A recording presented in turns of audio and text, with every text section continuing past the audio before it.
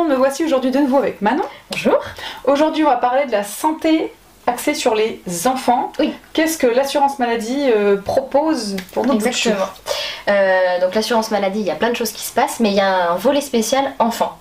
Donc ce qui peut être intéressant pour les parents qui ne savent pas trop quoi faire pour leurs enfants, parce que bon, quand ils sont malades, on sait qu'on va chez le médecin, mais des fois il y a des vaccins à faire, on ne sait pas exactement lesquels, quand, comment, voilà.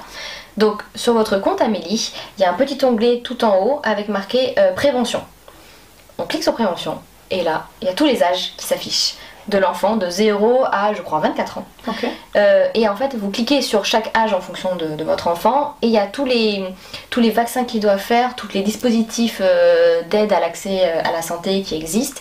Par exemple, MT Dents. Donc M avec un M, apostrophe dents. Il y a un bon à télécharger et en fait, vous prenez un rendez-vous chez le dentiste. Et vous apportez ce bon, et en fait du coup il fait un check-up, en fait il fait un petit bilan des dents de l'enfant. Et ça vous pouvez le faire à plusieurs âges. Oui, ça veut dire qu'on ne donne pas d'argent, le papier fait office de paiement, comme le ou la professionnelle renvoie à la sécu, se fait payer. Donc ça j'adore l'idée parce que du coup, moi la première, enfin ils font un MT dents. C'est génial, mais non mais c'est génial parce que du coup les dents c'est très important et une carie ou quelque chose, après ça peut avoir des répercussions sur le reste du corps et... Oui, puis c'est bien d'avoir une sensibilisation sur l'hygiène buccale, l'alimentation un petit peu aussi, du coup, s'il y a des bonbons, sucreries, enfin... Exactement. Voilà, tout un et puis ça peut aider les parents qui, par exemple, moi je sais que les enfants qui sont dans mon entourage, se brosser les dents, c'est pas ouf. Bah oui. Ils aiment pas trop ça, c'est nanana, donc là au moins, allez chez le dentiste, vérifiez, et puis quand c'est quelqu'un d'autre qui dit à votre enfant... Quand c'est une pro qui vous dit « Oulala !» Là, les dents, ça va pas aller. Et comment on brosse ses dents aussi. Tout ça. Du coup, c'est tout un apprentissage, une éducation à l'hygiène. Oui, c'est ça, exactement. Donc il y a ça, il y a MT Dents et puis il y a aussi tous les, au niveau des vaccins, un petit calendrier en fait de à quel âge on fait tel vaccin, à quoi ça correspond, ce genre de choses.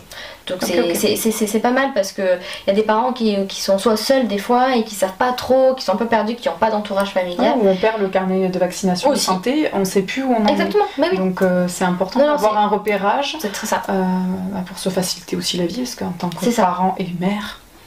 Mais oui. Voilà. Non, mais oui, bien sûr. Si on a un coup de pouce de... Mais c'est toujours bien. Bah oui, ça aide. Et il y a aussi du coup des bilans de santé parce que vous pouvez en tant que parent faire des bilans de santé du coup auprès de l'assurance maladie qui vont checker tout votre corps entier et après vous orienter si il y a par exemple un problème de dents, un problème d'œil ou de cœur ou n'importe.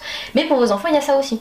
Il y a des bilans aux 3 ans, aux 4 ans et après il y a d'autres âges pour faire pareil un check-up. Donc ça va être les oreilles, les yeux et aussi la croissance.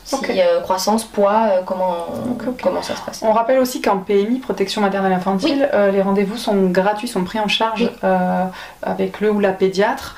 Et c'est des rendez-vous, au début c'est mensuel et puis après ça s'espace, plus bébé grandit. Donc en général c'est jusqu'au 3 ou 6 ans de l'enfance, enfin c'est 6 ans, mais voilà, après 3 ans c'est vrai qu'il y a l'école et tout, on va un peu moins la PMI. C'est ça, mais ça peut être bien pour faire des petits points, c'est ça, des petits points, des petits check-up.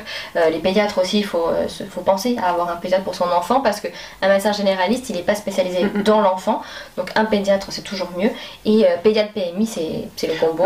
C'est ce que j'avais fait, PMI avec une pédiatre et quand il y avait des petits rhumes, enfin voilà, un gros rhume, on va pas chez le docteur pour un rhume chez nous, mais voilà, du coup on allait chez notre généraliste, j'alternais un petit peu, mais c'est vrai qu'après ça se fait bien quoi. Mais c'est ça, non mais c'est ce qui est bien avec l'assurance maladie, pareil si vous avez des questions ou quoi, on appelle en fait, on appelle, il y a des conseillers, ça met un peu de temps. Il y a même un chat en ligne avec les mots-clés qui ciblent nos questions. C'est ça, et il faut pas hésiter sur notre compte Amélie à cliquer partout.